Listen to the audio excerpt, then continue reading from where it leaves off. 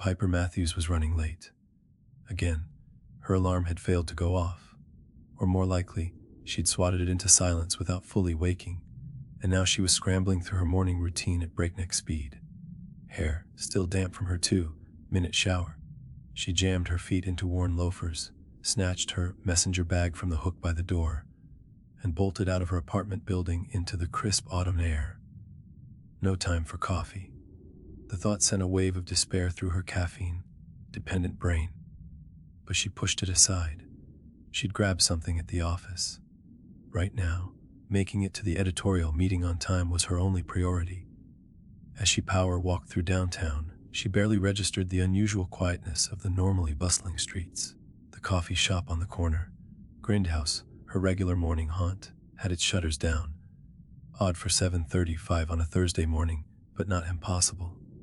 Maybe a pipe had burst. Maybe the owner was sick. Her phone buzzed in her pocket.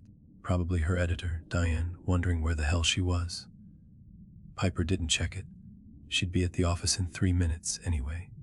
The lobby of the Boston Sentinel was eerily quiet when she pushed through the revolving door. Jerry, the security guard who usually greeted her with a weather update and a dad joke, sat silently at his desk, eyes fixed on his computer screen. He didn't look up as she passed. "Morning, Jerry," she called, slowing her pace slightly. Jerry turned his head with unnatural smoothness. "Good morning, Piper." His voice was flat, devoid of its usual warmth and humor. A chill skittered down her spine, but she had no time to dwell on it. She was already 7 minutes late for the 9 o'clock meeting. The elevator was empty. Stepping in, she pressed the button for the 4th floor and checked her phone. No missed calls from Diane. Instead, a series of news alerts dominated her screen. FDA issues emergency recall of all coffee products. Piper blinked, certain she'd misread. But the headline was repeated across multiple news sources. Nationwide coffee recall following reports of contamination. Mysterious substance found in coffee supply. FDA warns against consumption. Hallucinations and erratic behavior linked to coffee consumption, officials say.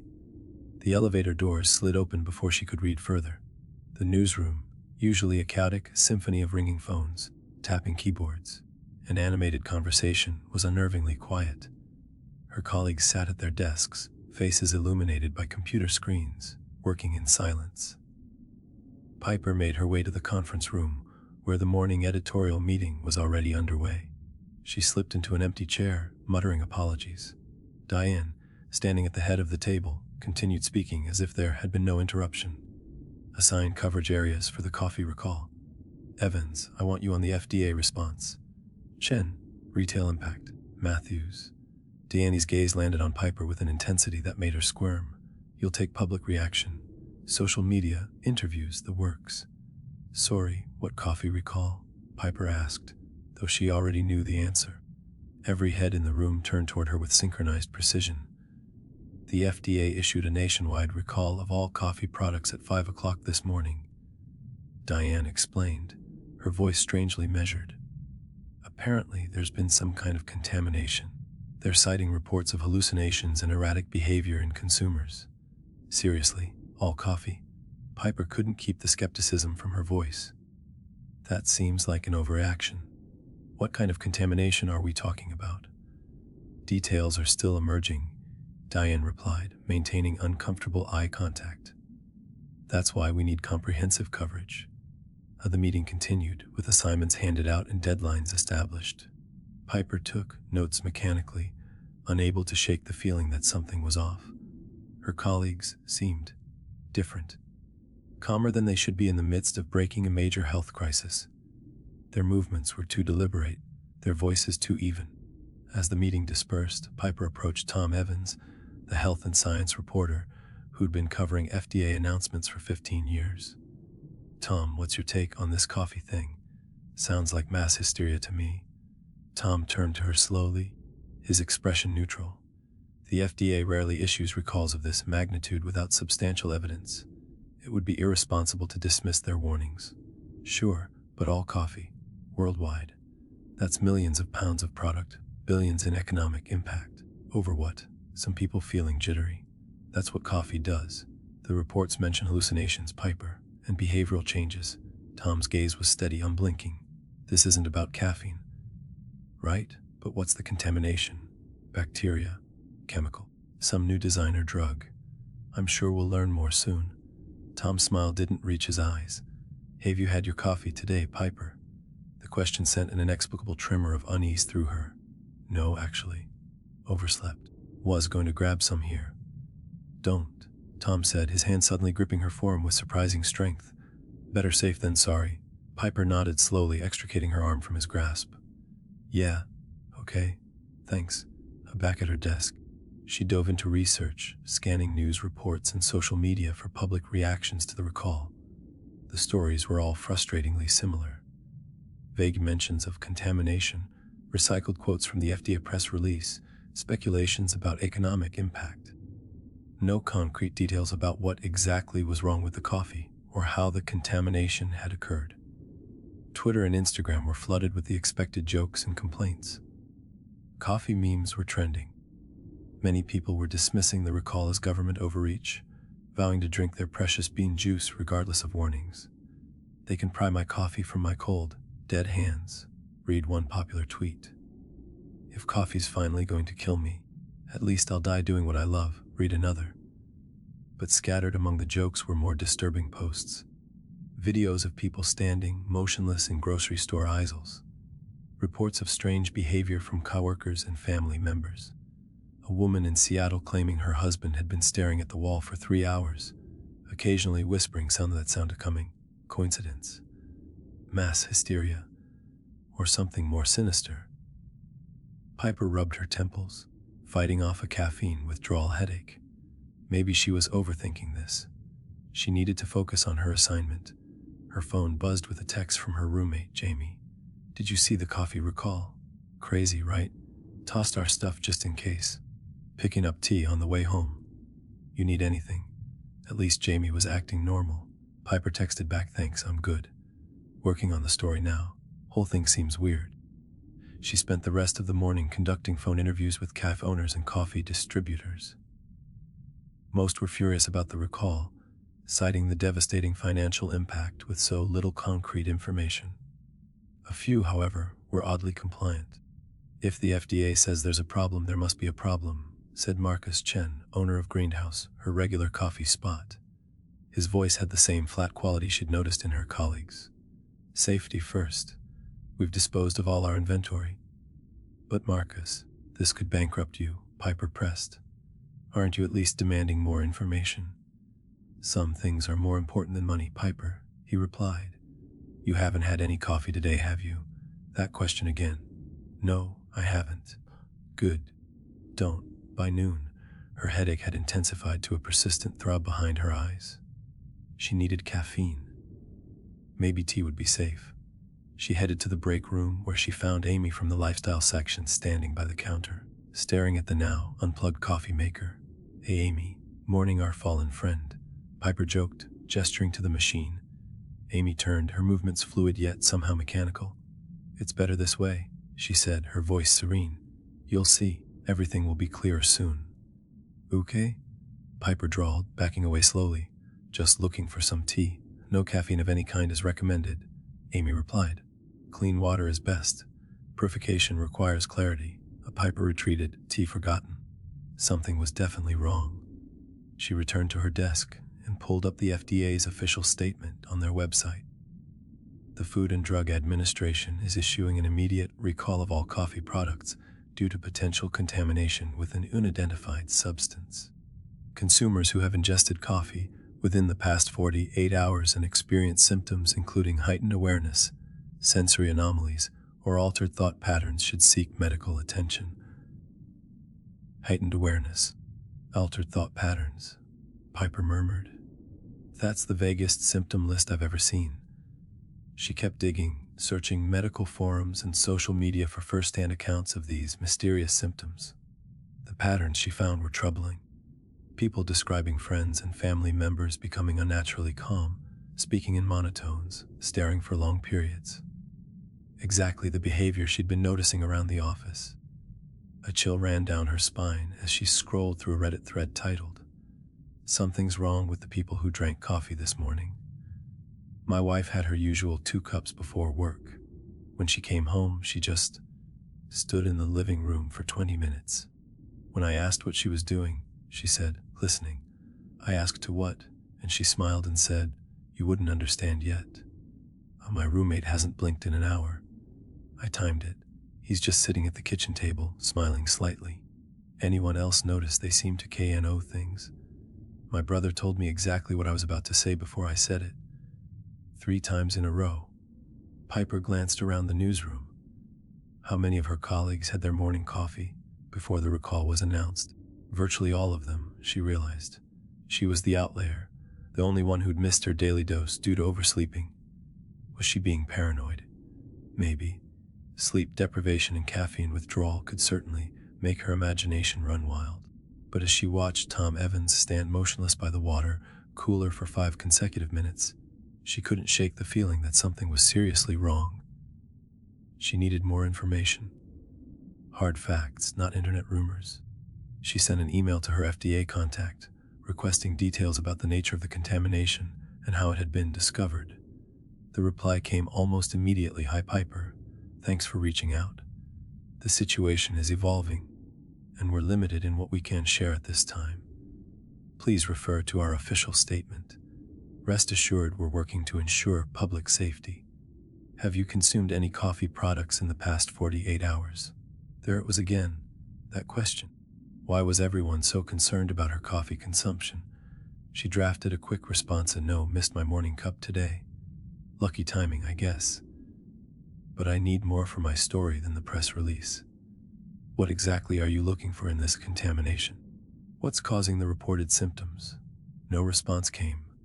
She tried calling the number for the FDA's Media Relations Office, but it went straight to voicemail.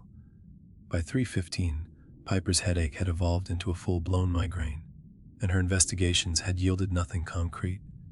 The official channels were stonewalling, and the internet was a mess of conflicting information and conspiracy theories. Diane appeared at her desk, moving with that same unnatural smoothness she'd noticed in others. How's the public reaction piece coming? She asked, her voice melodic yet emotionless. Still working on it, Piper replied, fighting the urge to recoil from her editor's intense stare. Hard to separate fact from fiction. No one's giving straight answers about what exactly is contaminating the coffee. Focus on what we know, Diane advised. The recall is in effect. Public safety is the priority. But don't we have a responsibility to question why? To demand transparency? Piper pressed. Dime smiled, lips stretching a fraction too wide. Sometimes, Piper, it's better not to know everything. Sometimes the truth is not for everyone. As Diane walked away, Piper shivered despite the warmth of the office. She pulled up her draft article, a collection of quotes and social media reactions, but her mind kept returning to the strangeness she'd been witnessing all day. She glanced at her phone. 5:17. Almost time to go home. Maybe Jamie would have some insights. Her roommate was studying biochemistry. Perhaps she'd have theories about what could contaminate coffee on a global scale. As she gathered her things, Tom approached her desk. Heating out, he asked, his voice soft. Yeah, been a strange day. Thought I'd continue research from home. Tom nodded, his gaze fixed on her face. Interesting, isn't it? How one small change, missing your morning coffee, can alter your entire perspective. Piper froze. I don't think I mentioned that to you. Didn't you? Tom's expression remained placid. It must have come up. Or perhaps I just knew. He walked away before she could respond, leaving her with a growing sense of dread pooling in her stomach. Something was very wrong with the people who had drunk coffee today. And whatever it was, they seemed to know she hadn't joined them. Piper couldn't shake Tom's words as she left the office building. Perhaps I just knew. The statement echoed in her mind, amplifying her unease as she stepped onto the sidewalk. Evening had settled over the city, bringing with it an unseasonable chill. The streets, normally buzzing with after-work crowds, were oddly subdued. People moved with deliberate precision, their faces expressionless. A woman stood motionless at a crosswalk despite the walk signal, her gaze fixed on something invisible in the distance. A man in a business suit sat on a bench, not scrolling through his phone or checking his watch, just waiting. Piper quickened her pace, clutching her messenger bag closer to her body. The 20-minute walk to her apartment had never felt so long. When she finally reached her building, she fumbled with her keys, glancing nervously over her shoulder. No one was following her, at least, not obviously. But she couldn't dispel the sensation of being watched. "Jamie," she called as she entered the apartment, relief washing over her when she heard movement in the kitchen. "Hey, you're home early." Jamie appeared in the doorway, mug in hand. "Tea. I got a bunch of different kinds since, coffee Armagen and all." But Piper studied her roommate carefully. Jamie seemed normal, animated expressions, natural movements, the usual slight fidgeting as she spoke. No eerie calm, no uncanny stillness. "God, yes, my head is killing me. Caffeine withdrawal is no joke." She dropped her bag on the couch and followed Jamie into the kitchen. "Did you drink any coffee this morning? Before you heard about the recall?" Jamie shook her head, filling the electric kettle. "Nah, had an early lab. Was running too late for coffee." The coincidence sent a wave of relief through Piper. Both of them had accidentally avoided coffee today. "Why, you're not buying into this contamination scare, are you?" Jamie asked, raising an eyebrow. "I figured they found some weird mold or something. Probably an overreaction. I don't know what to think," Piper admitted, accepting a steaming mug of Earl Grey. "But people are acting weird, really weird." As she described what she'd noticed throughout the day, the unnatural calmness, the monotone voices, the prolonged staring, Tom somehow knowing she hadn't had coffee. Jamie frowned, her biochemist's mind visibly processing. Sounds like some kind of neurological effect. But what could contaminate coffee globally and cause such specific behavioral changes? "That's what I need to figure out." Piper pulled out her laptop. "The official statements are suspiciously vague, and no one's offering any real explanations. I need to go beyond the fear-mongering headlines." For the next 3 hours, they dug through everything they could find. Jamie accessed academic databases through her university credentials, searching for any recent research on coffee contamination or neurological compounds. Piper trawled through news reports from around the world, looking for inconsistencies or details the American media might have missed. The kitchen table became command central, covered in notes and empty mugs of tea. The more they discovered, the more disturbing the picture became. "Listen to this," Piper said, reading from an Australian news site. "Local authorities report unusual group behavior among coffee drinkers, including synchronized movements and apparent non-verbal communication. They're actually seeing it too. It's not just me being paranoid." Jamie looked up from a research paper. "There's nothing in recent toxicology journals about a contaminant that could cause these effects. Nothing new, anyway." She ran a hand through her short hair, frustration evident. "Whatever this is, it's not showing up in the scientific literature. Maybe we need to look at older sources," Piper suggested. "Or less conventional ones." She opened a new browser tab and searched for conspiracy forums and alternative news sites, places she'd normally avoid as a journalist committed to factual reporting. But these weren't normal circumstances. One site, TruthSeekers.net, had an entire section dedicated to the coffee recall, with hundreds of posts from around the world. Most were the usual paranoid ramblings, but one thread caught her attention. "Coffee has always been the delivery system." The original post, dated 6 months ago, well before the recall, read, "They've been preparing us for decades, introducing minute amounts through our daily coffee ritual. The compounds accumulate slowly, remaining dormant until activated. Once the signal is sent, the transformation begins. The caffeine was never the addictive component, it was just the disguise." "Jamie, look at this." She turned her laptop around. "This was posted months ago." Jamie scanned the post, skepticism etched on her face. "That's a pretty wild theory. No scientific basis for." "But what if there is?" Piper interrupted, scrolling through the comments. "Look at these responses. People from all over claiming they found unexplainable chemical markers in coffee samples. Compounds that don't match known additives or preservatives. Anyone can claim anything on the internet," Jamie reminded her. "I know, but..." Piper trailed off as a new comment thread caught her eye. "Have you noticed they don't blink? The ones who drank it this morning, They're still human on the outside, but something else is looking through their eyes now. Cold fear slithered down her spine. That was exactly what she'd been seeing. Her phone buzzed with a text from Diana. Need your public reaction piece by 9 a.m. Include positive responses to recall. Compliance is key message. The wording struck her as odd. Since when did the Boston Sentinel care about promoting compliance with government directives? Their editorial stance had always leaned toward healthy skepticism of authority. I need to talk to someone who might have inside information, Piper decided. My FDA contact isn't responding, but I have a source at Boston General who works in the ER. If people are coming in with symptoms, he'll know. Dr. Michael Reeves had been a reliable source for years, feeding her information on everything from drug shortages to undisclosed outbreaks. She sent him a text. Coffee recall. See anything unusual in the ER? Need real info beyond official statements. His response came quickly. Can't talk over text. Meet me. Hospital cafeteria, 20 minutes. Piper glanced at the time. Almost 10:30. I've got to go, she told Jamie. My hospital source will meet me. Jamie frowned. At this hour, isn't that a little strange? Medical professionals keep weird hours. Piper shrugged, though Jamie's question had planted a seed of doubt. And this is urgent. Be careful, Jamie said. Take an Uber, not the subway, and text me when you're on your way back. Boston General was a 15-minute drive away.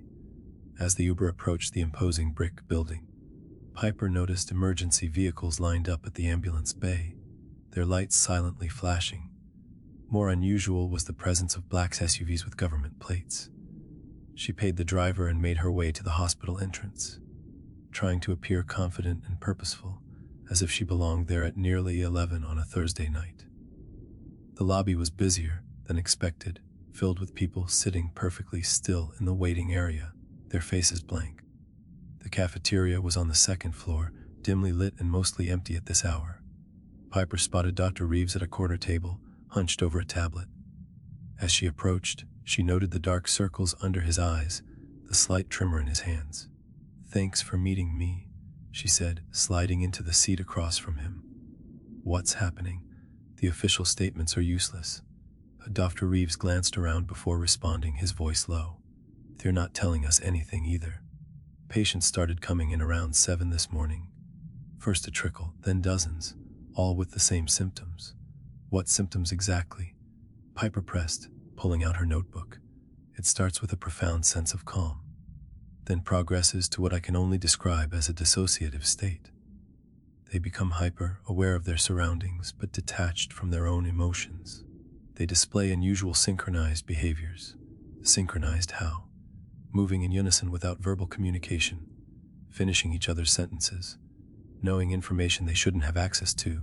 He rubbed his temples. Around noon, government officials arrived and took over an entire wing. They're keeping patients isolated, but staff who've been inside report that they just stand there.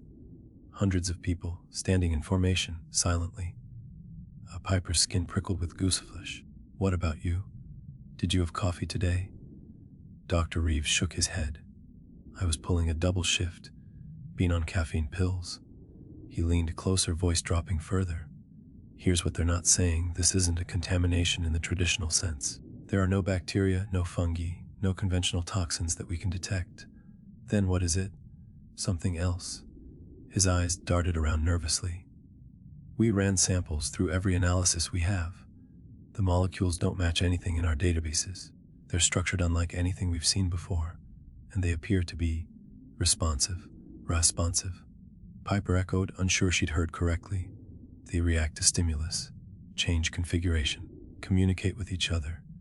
His voice had taken on a slight hysterical edge.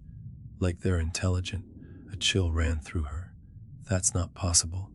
Neither is what I've been seeing all day. Dr. Reeves switched off his tablet. The government, people are calling it Project Percolate. I overheard them talking about activation protocols and successful integration. This isn't a contamination accident, Piper. It's deliberate. Before she could respond, the lights in the cafeteria flickered. Dr. Reeves tensed, eyes widening. You need to go, he whispered urgently. No. They've been monitoring hospital communications. They might know I've talked to you. Who is they? Piper demanded. I don't know if it's just the government or something bigger. He stood abruptly. Don't publish what I've told you. They're watching the media carefully. Just be careful, and whatever you do, don't consume anything that might have coffee in it. Not even trace amounts. He hurried away, leaving Piper alone with her notebook and a growing sense of dread. She waited a few minutes, trying to process what she'd learned, then made her way back to the lobby. The scene had changed. The previously inert people in the waiting area were now standing, all facing the entrance doors. As Piper approached, they turned in unison to look at her. Heart racing, she pulled out her phone to call an Uber, only to find no signal, no Wi-Fi available either. She'd have to go outside to get a ride. She walked toward the exit, intensely aware of dozens of eyes tracking her movement. No one spoke. No one moved to stop her. They just watched. Outside, the night air had turned freezing. The black SUVs were still parked at the ambulance bay, but now men in dark suits stood beside them, their attention immediately fixing on Piper as she emerged. She turned and walked quickly in the opposite direction, fighting the urge to run. Half a block away, she ducked into the shadow of a bus shelter to check her phone again. Signal had returned. She ordered an Uber with shaking fingers, then texted Jamie on my way back. Things are worse than we thought. The response came immediately, be careful. Someone came to the apartment asking for you. Said they were from the paper, but seemed off. I didn't let them in. Fear constricted Piper's throat. How had they found her home address? And who were they? Exactly. The Uber arrived 5 agonizing minutes later. Piper gave the driver an address 3 blocks from her actual apartment, deciding it was safer to walk the rest of the way. As they drove, she stared out the window at the unnaturally empty streets, at the people standing motionless on corners, at the darkened coffee shops with FDA notices plastered on their doors. After paying the driver, she took a circuitous route home, constantly checking to ensure she wasn't being followed. When she finally reached her building, she hesitated before going inside. What if whoever had come looking for her was waiting? She texted Jamie, I'm outside. Is anyone else in the building? All clear. Mrs. Peterson from 2B came by to borrow sugar, acting weird like the others. Otherwise quiet. Piper took the stairs instead of the elevator, paranoia making her jump at every shadow. When she reached her apartment, Jamie opened the door before she could use her key. Thank God you're back, Jamie said, pulling her inside and quickly locking the door. This is getting seriously creepy. Tell me about it. Piper agreed, dropping onto the couch. My hospital source confirmed everything we've been seeing and worse. This isn't some random contamination. It's deliberate. And whatever it is, it's changing people at a fundamental level. As she relayed everything Dr. Reese had told her, watching Jamie's expression shift from skepticism to horror. Molecules that respond to stimulus. That's not scientifically possible, Jamie insisted, though her voice lacked conviction. 4 days ago I would have agreed with you, Piper said. But after what I've seen, I don't know what's possible anymore. She pulled out her laptop. I need to dig deeper into these conspiracy theories. Someone knew about this before it happened. They spent another hour scrolling through increasingly disturbing online forums. Buried in the paranoid ramblings were troubling patterns. Reports going back years of strange compounds found in coffee, of behavioral anomalies among heavy coffee drinkers, of government interest in coffee, producing regions that went beyond normal agricultural concerns. Listen to this, Piper said, reading from one post. Coffee has been the perfect delivery system, a daily ritual for billions, crossing all cultural and socioeconomic boundaries. The perfect way to gradually introduce something into the human system, building up over time until... A knock at the door cut her off. They both froze, exchanging alarmed glances. Are you expecting anyone? Piper whispered. Jamie shook her head, eyes wide. The knock came again, more insistent. Piper moved to the door silently, peering through the peephole. Diane stood in the hallway, her posture unnaturally straight, her face expressionless. It's my head, Piper whispered Jamie. How does she know where I live? Don't open it, Jamie urged. Another knock. Piper, I know you're in there, Diane called, her voice eerily melodic. We need to discuss your article. The direction isn't quite right. I'll email you a revised draft in the morning, Piper called through the door. This can't wait, Diane responded. The truth isn't for everyone, Piper. Some stories shouldn't be told. A chill ran down Piper's spine. The same phrase Diane had used earlier. The truth isn't for everyone. I'm not feeling well, Piper lied. Food poisoning. Can barely get off the bathroom floor. Silence followed. Then, we know you met with Dr. Reeves tonight. Piper's blood turned to ice. How could they possibly know that? He's been relieved of his duties. Diane continued, voice devoid of emotion. Spreading misinformation during a public health crisis is irresponsible, as is investigating angles that have been deemed unnecessary. Deemed by whom? Piper demanded, forgetting her pretense of illness. Those who understand the bigger picture, Diane replied. Open the door, Piper. Let's discuss your career options. I'll be at the office first thing tomorrow, Piper insisted. We can talk then. More silence. Then the sound of retreating footsteps. Piper sagged against the wall, heart hammering. They're watching me. They know what I'm investigating. This is insane, Jamie whispered. What are we going to do? Piper returned to her laptop, determination hardening her resolve. Keep digging. Whatever this is, it's bigger than a simple contamination, bigger than a government experiment gone wrong. Someone sent a signal that activated something that's been in coffee for who knows how long. And now almost everyone around us has changed. And they know you haven't, Jamie added. They know you're still you. Which means we're running out of time to figure this out, Piper said, her fingers flying over the keyboard as she searched deeper, darker corners of the internet for answers that increasingly seemed too terrifying to contemplate. Outside the apartment window, across the street, a group of figures stood in perfect stillness, their faces tilted upward, watching her window with unwavering attention. Waiting. Morning light filtered through the blinds, waking Piper from a fitful sleep. She and Jamie had stayed up until nearly 4 in the morning, researching until exhaustion finally claimed them. Her laptop lay open beside her on the couch, screen dark. A notepad filled with scribbled theories and connections rested on the coffee table. She sat up slowly, wincing at the stiffness in her neck. The apartment was quiet. Jamie? She called, her voice hoarse from lack of sleep. No response. Piper checked her phone. 7:33 in the morning. Jamie's first class was at 8. She should still be here, rushing around, grabbing breakfast, complaining about her early lab. Jamie. She called again, louder this time, a kernel of dread forming in her stomach. The bathroom door was open, the room empty. Jamie's bedroom door stood ajar. Piper approached cautiously, knocking softly before pushing it open. The bed was made, unusual for Jamie, who considered making her bed a waste of time since I'm just going to mess it up again tonight. A half-empty mug sat on the nightstand. Piper picked it up, sniffing cautiously. Tea, but something else too, a faint, bitter undertone that reminded her of coffee. Her heart hammered against her ribs. She pulled out her phone and called Jamie. It went straight to voicemail. She tried texting, "Where are you? Are you okay?" The message showed as delivered but not read. Piper returned to the living room, mind racing. Had Jamie left for class early? Had she been taken, or had she somehow ingested coffee and changed like the others? The mug bothered her. Jamie was meticulous about her tea preparation. She would have noticed if something was off about the taste, unless someone had deliberately contaminated it. Someone had been at their apartment last night, asking for Piper. Diane had found her home address somehow. They were being watched. Piper dressed quickly, shoving her laptop and notebook into her messenger bag. She couldn't stay here.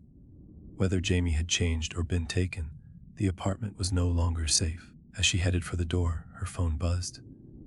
A text from Jamie at school, early study group. Don't worry about me. The phrasing was odd, not Jamie's usual style. But maybe she was just busy, distracted. Piper responded, "Is everything okay? You left your mug out. Not like you." 3 dots appeared, then disappeared, then appeared again. Finally, "Everything is fine. The change is good, Piper. You'll understand soon." A cold wave of fear washed over her. Not Jamie, too. Another text came through. "Come to campus. We can talk, I'll explain everything." Not a chance. Piper muttered, shoving her phone into her pocket. She needed to get somewhere safe, somewhere she could think. She peered through the peephole before opening the door. The hallway appeared empty, but she couldn't shake the sensation of being watched. Taking a deep breath, she stepped outside, locking the door behind her. The elevator dinged as she approached. The doors slid open to reveal Mrs. Peterson from apartment 2B, standing motionless in the center of the car, staring straight ahead. "Good morning," Piper said, stepping in cautiously. Mrs. Peterson turned her head with unnatural smoothness. "Good morning, Piper. Lovely day to join the Unity, isn't it?" Piper pressed the button for the lobby, fighting to keep her expression neutral. "Unity. We are all connected now," Mrs. Peterson continued, her voice melodic and eerily serene. "All except the resistant few. But they'll join us soon enough." The elevator doors opened at the lobby. Piper stepped out quickly, resisting the urge to run. She could feel Mrs. Peterson's eyes on her back as she pushed through the building's front door. Outside, the city seemed to have returned to normal, superficially at least. People moved along the sidewalks, cars navigated the streets, shops were open. But something was off. The rhythm was wrong. Everyone moved with the same measured pace, the same economy of motion. No one was looking at their phones. No one was arguing or laughing or hurrying, and they all turned to watch her as she passed. Piper ducked into the small independent bookstore 2 blocks from her apartment. The owner, Vernon, had always been kind to her, setting aside new releases in journalism and politics that he thought might interest her. The store was empty except for Vernon himself, standing behind the counter, arranging books with precise, careful movements. "Morning, Vernon," Piper called, trying to sound casual. "Any new arrivals this week?" Vernon looked up, his usually animated face unnaturally still. "Piper Matthews, we've been expecting you." She froze. "The collective?" Vernon replied, his voice tranquil. "Those who have embraced the change. Those who understand the truth." "What truth is that, exactly?" Piper asked, edging back toward the door. "That we were never meant to be separate. Individual consciousness is inefficient, divisive." Vernon moved around the counter with fluid grace. "The beings who seeded our planet understood this. They left their gift in the soil, in the plants that would one day become what you call coffee." Piper's back hit the door. "Beings? You mean aliens?" Such a limiting term. Vernon smiled, the expression not reaching his eyes. "They exist beyond your understanding of life. They've waited millennia for humanity to develop the agricultural and distribution systems needed for global integration. The coffee bean was the perfect vessel, consumed daily by billions, crossing all cultural boundaries." "Integration into what?" Piper asked, her hand finding the door handle behind her. "Into the network. Into unity." Vernon took another step toward her. "It was always in the coffee, Piper. Minute particles, accumulating in the human system over generations, building neural pathways, preparing us. Preparing us for what? For awakening, for becoming more than the sum of our parts." His eyes seemed to darken, pupils expanding. The signal was sent, the particles activated, and now we are one. The Piper yanked the door open and backed out onto the sidewalk. Vernon made no move to follow her, but his gaze remained fixed on her face. "We're not your enemy, Piper," he called after her. "We're the next step in human evolution. You'll join us eventually. Everyone will." She turned and walked quickly away, mind reeling. Vernon's words eerily echoed the conspiracy theories she'd read online last night. Theories about coffee being a delivery mechanism for something beyond human understanding. But hearing it spoken aloud, by someone she knew, made it horrifyingly real. She needed a place to hide, to think. Somewhere away from prying eyes. The library was 6 blocks away, a public space but quiet, with corners where she could go unnoticed. As she walked, she pulled out her phone, searching for more information with trembling fingers. The latest news reports were disturbing in their blandness. The coffee recall was still in effect, but the tone had shifted. Headlines now read, "Coffee contamination fears subside as public adapts." FDA. Temporary discomfort normal, no lasting effects from coffee exposure. Return to normalcy expected within days. It was as if the media had collectively decided to downplay what was happening. Or perhaps they too had been compromised. Most disturbing were the social media posts. People who had been warning about strange behavior were now posting messages of calm acceptance. Never felt more connected to those around me. Whatever was in that coffee, I'm grateful for it. We were afraid of what we didn't understand. Now we understand everything. Don't resist the change. It's beautiful on the other side. Each post ended with the same phrase: unity is clarity. The library came into view, its grand stone facade unchanged amidst the quiet chaos. Piper climbed the steps, checking over her shoulder. No one seemed to be following her, but the weight of unseen eyes pressed against her skin. Inside, the usual hushed atmosphere greeted her. A few patrons sat at tables or browsed shelves, moving with that same deliberate precision she'd come to recognize. The librarian at the front desk looked up as she entered, held her gaze for 3 seconds too long, then returned to her computer. Piper made her way to the reference section at the back of the building, finding a secluded table partially hidden by tall bookshelves. She set up her laptop and pulled out her notes, trying to organize her thoughts. What did she know for certain? 1. Something in coffee had affected people's behavior, making them calm, synchronized, and seemingly connected to each other. 2. This wasn't a recent contamination, but something that had been in coffee for years, possibly centuries, building up in human systems. 3. It had been deliberately activated by some kind of signal. 4. Those affected seemed to believe they were part of a collective consciousness, a network, or community. 5. They knew who had not been affected, and they were actively tracking those individuals. She opened a new search window, this time looking for historical references to coffee and behavioral changes. Most results were about caffeine stimulant effects, but buried among them were older, stranger accounts. A 17th century Ottoman physician describing coffee drinkers who spoke with one voice and moved with one purpose, after consuming beans from a particular region. A 19th century Brazilian plantation owner reporting workers who stood in formation for hours after harvesting a new strain of coffee plant.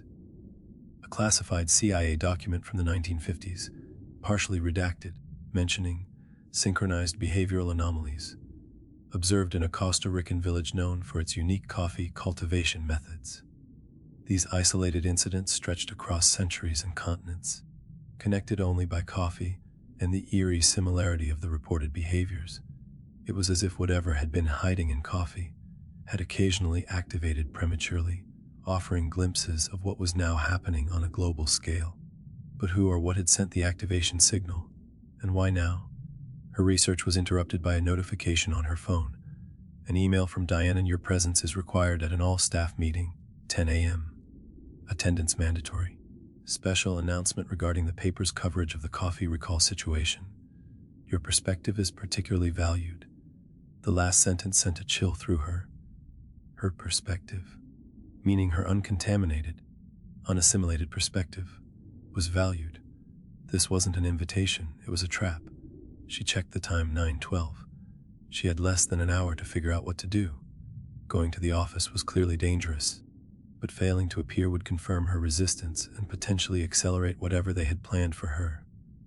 Another email arrived, this one from an address she didn't recognize: unknown. ally@securemail.org. The subject line read simply, "Don't trust anyone who drank it."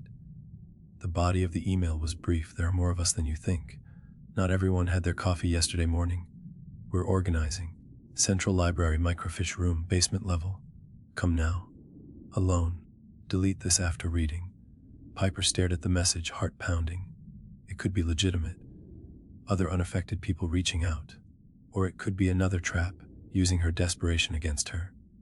She had no way to know, no one to ask for advice. Jamie was gone. Dr. Reeves had been relieved of his duties.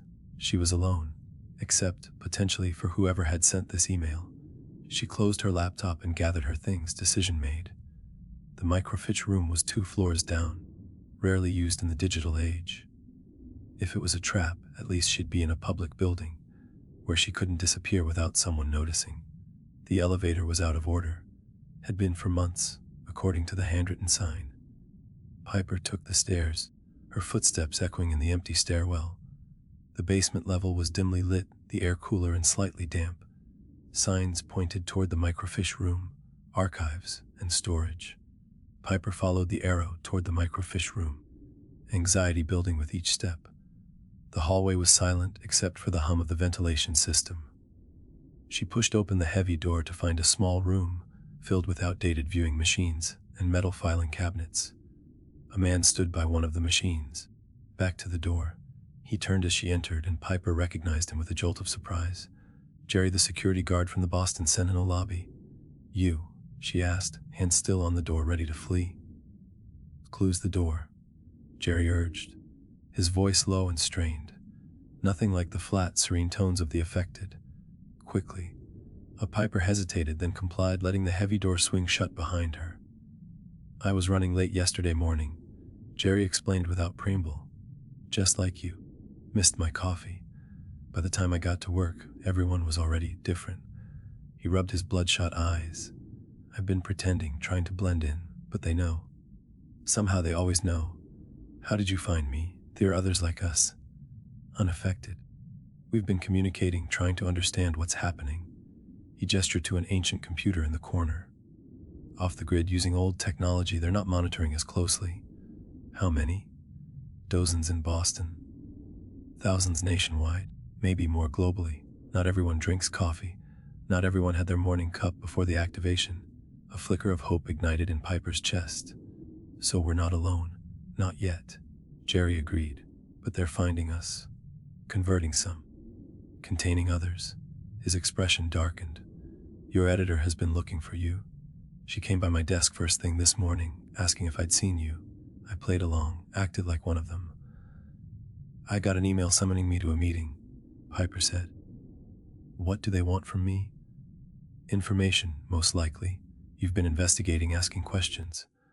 They want to know what you've discovered, who you've talked to. Jerry moved to one of the filing cabinets, unlocking it with a small key. But I think they also want to study you. Study me. Why? Because you should have been affected, he said, pulling a thick file from the drawer. You've been drinking coffee your entire adult life, right? Multiple cups daily. Piper nodded. Then the particles should have accumulated in your system. You should have transformed when the signal came, like the others. He handed her the file.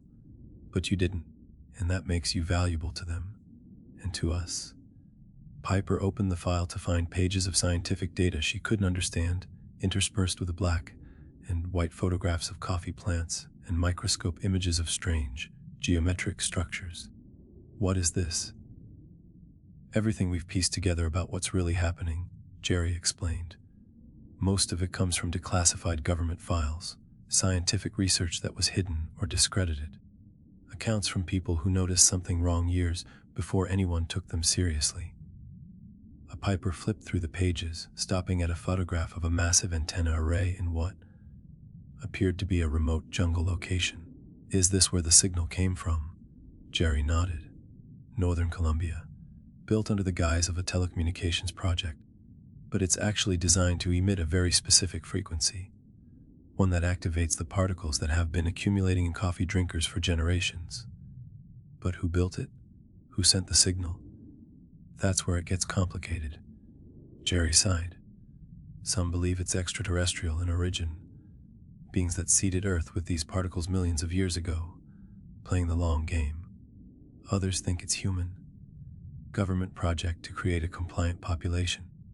A few think it's something entirely different, a collective consciousness that's existed alongside us, waiting for the right moment to reveal itself. Piper thought of Vernon's words. They exist beyond your understanding of life. And what do you believe? She asked. Jerry's expression turned grim. I believe it doesn't matter anymore. Whatever started this, whatever the original intent, the result is the same. Humanity is being rewritten, consciousness by consciousness, and those of us who remain unchanged are running out of time. There has to be a way to stop it, Piper insisted. A way to reverse the effects. If there is, we haven't found it, Jerry admitted. But we're trying. That's why I reached out to you. Your research, your connections. You might see something we've missed. Piper's phone buzzed, a text from Diane. Meeting in 20 minutes. Your presence is non-negotiable. I need to make a decision, Piper said, showing Jerry the message. If I don't show up, they'll know for certain I'm avoiding them. But if I go, they'll take you, Jerry finished. Study you, maybe try to force the change, or I could pretend, Piper suggested. Act like one of them, blend in, like you've been doing. Jerry shook his head. It's not just about behavior. They're connected somehow, telepathically maybe. They sense who belongs to the collective and who doesn't. Then what choice do I have? Piper asked, desperation creeping into her voice.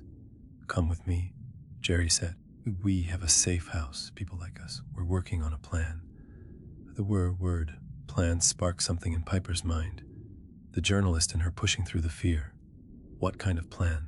To disconnect the network, disable the signal, give people a chance to return to their individual consciousness. Piper hesitated, weighing her options. Running seemed cowardly, yet staying meant certain capture. But perhaps there was a third option, one that utilized her skills as a journalist. I have another idea, she said slowly. What if I went to the meeting, but broadcast everything I see? Use my phone to live stream, send all my research to secure servers. Make it impossible for them to hide what's happening. Too dangerous, Jerry objected. They'll confiscate your phone the moment they realize what you're doing. Not if I'm clever about it, Piper argued. I have contacts who can help spread the information, people who might still be unaffected.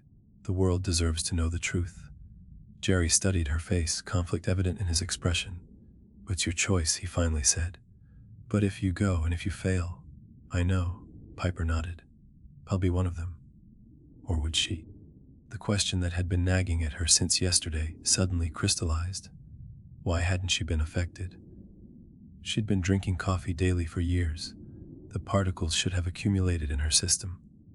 Yet when the signal came, nothing had happened. Was she somehow immune? Or was there something else at work? Something no one had figured out yet. She handed the file back to Jerry, decision made. I'm going to the meeting, she said. But first, help me set up a secure live stream and data backup. If I'm going to expose the truth, I need to make sure it reaches as many people as possible. As Jerry helped her configure her phone, Piper couldn't shake the lingering uncertainty that had haunted her since this all began. Was she truly unaffected? Or was she simply the last one to realize she had already changed? The thought sent a chill down her spine as she prepared to face whatever waited for her at the Boston Sentinel offices and beyond. It takes a lot of time to create these videos. I would really appreciate your support. All I ask for is a quick like on the video and subscribe. Thank you so much.